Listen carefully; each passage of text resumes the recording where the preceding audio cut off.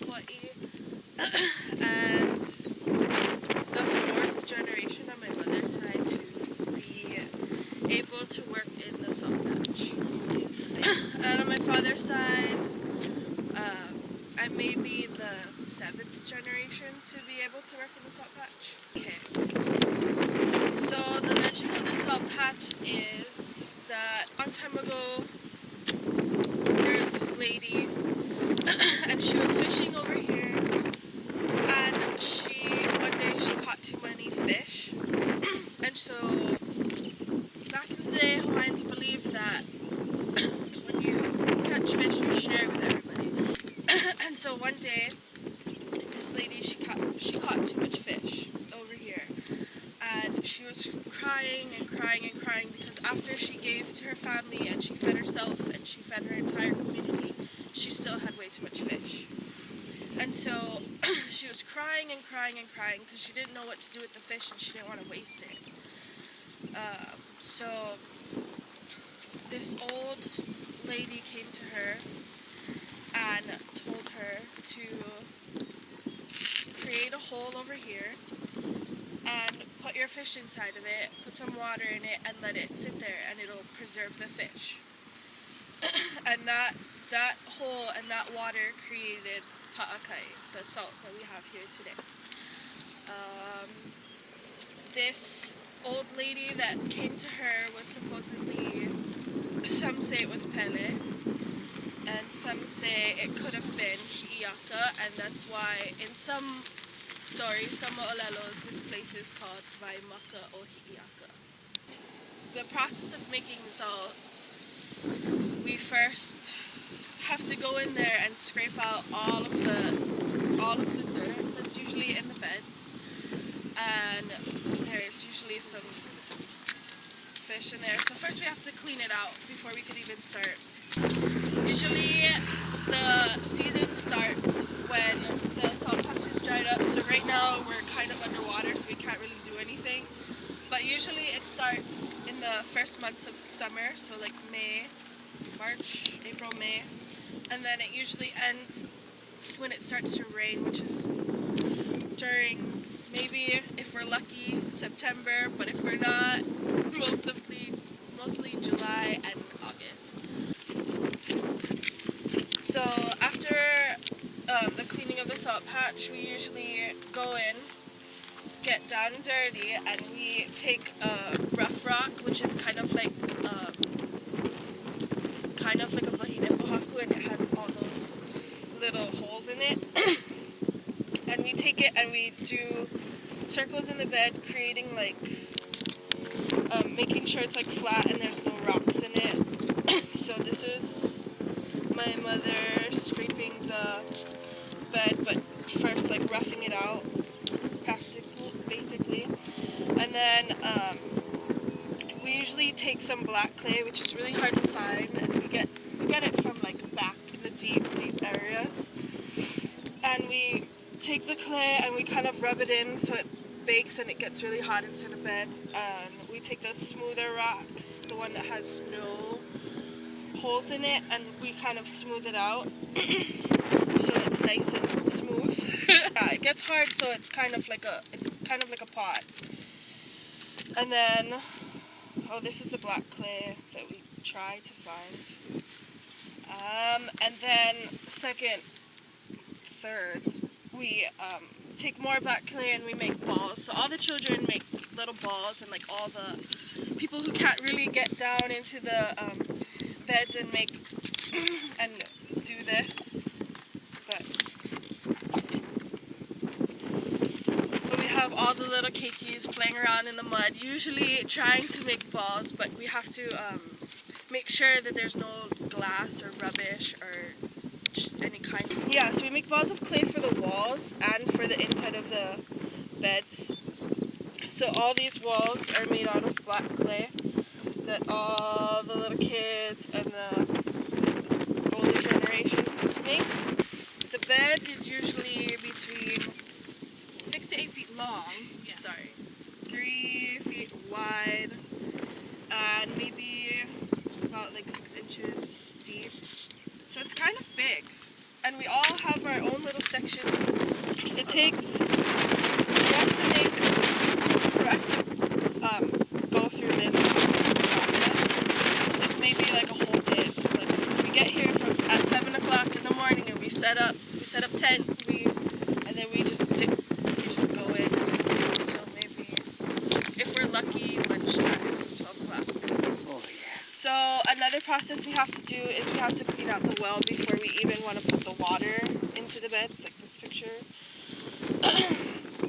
So what we do is we drain out all the water from the wells, and we go in, like this guy, my uncle, and we practically scrape out all the dirt and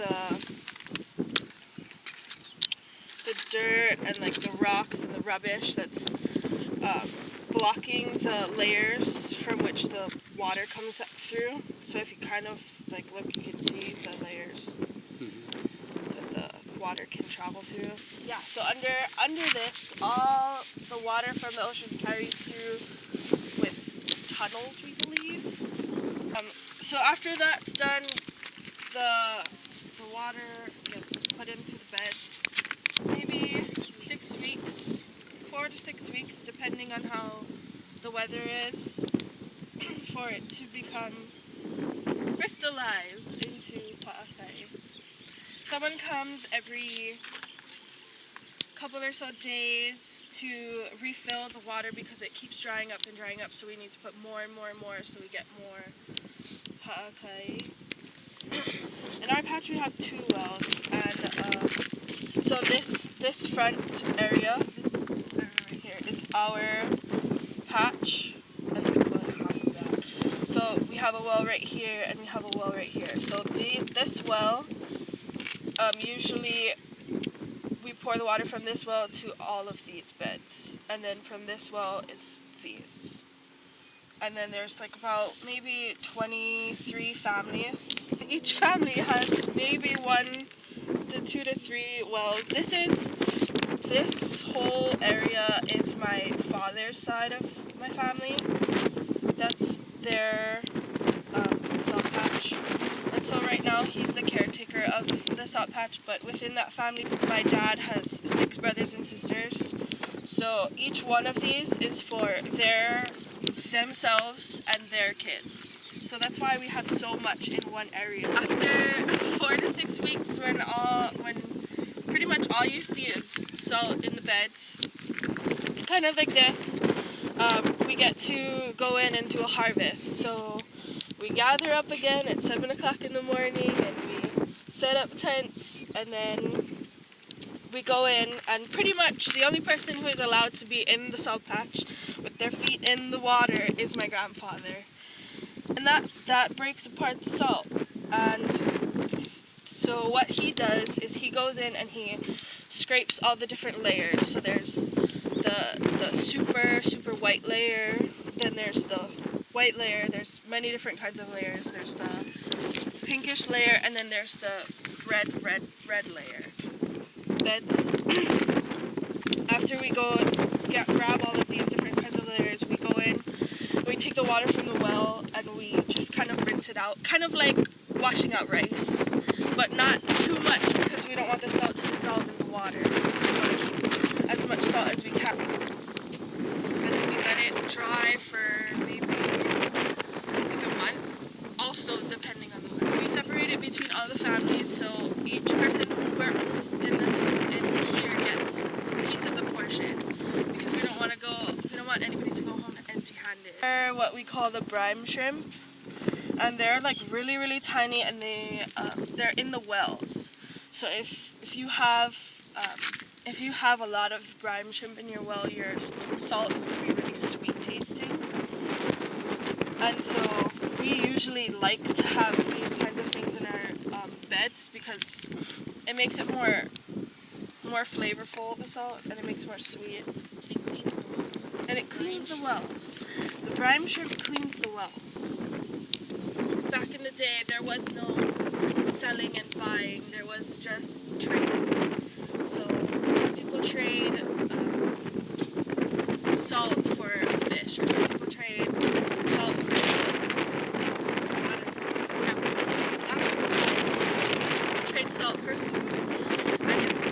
about giving and receiving, not about the whole like money issue. Well, first of all, this area is the only place in the world that brings salt this kind of way, and so it's kind of like gold in our own little Hawaiian way. But before it used to be for preserving your salt. Now it's for blessings and cooking and just all kinds of different things that people can use it for, and that's why it's so special for people. For me, it's special to me because I get to work in the same place that my entire generations of families have worked before. And wherever you go, and you know of a story that there has been generations of people that have done things and worked in those places like lo'is, and their families have been there for generations, and their families have worked there for generations. This place is that kind of place for me. Basically, it only passes down in the family. So my great-grandmother has passed it down to my grandfather, Frank's house, and then he is still working in the salt patch today and still hasn't given up that kuleana. It's hard because we're surrounded by everyone, right? We're surrounded by the state, the county, the farm, the GMO guys, and then we've got the airport. So it's difficult to get all those entities to help protect us because everything that they do affects what we do. So for example, homeless. Like the homeless like to live in the salt patch. See that green area right there? All those bushes? So the homeless people actually like to live in that section. This is state land. So it's difficult for us to call the state and be like, hey, can you come and kick out the homeless? It's not as easy as just making a phone call to the police department and they come in. It's, you got to plan a task force and then you got to give letters. And so it's not, everybody really doesn't understand the importance of it. You know what I mean? It's not like we're doing this for money. We're not making any money off of it. Where at the airport, they do make money off of it. We do it because it's our tradition and it's a part of our culture. And, we get to teach our kids how to work hard and love what you do just to give away a gift. So, and then things like, the beach over here. The beach is turned into the road because people drive on the beach. And every time you drive on the beach and you leave that beach, you take it with us. And that beach is our barrier. So when the big waves hit, they come in and then they flood us. When they flood us, we can't work. So that's what happened this year. And that's because every time someone drives on that beach, they take the sand with them. So this year, we weren't able to make because of that. Last year, we weren't able to make salt because of the weather. And if you walk through this area right here, the county went and threw a bunch of asphalt into this whole section over here, which just blocked their drainage and kind of made it difficult for the water to flow as easy as it used to. It's kind of crazy to think that because of what this is, and because so many people use it around the world, and because it's not something that's for profit, it's strictly our tradition, that people would do a better job to try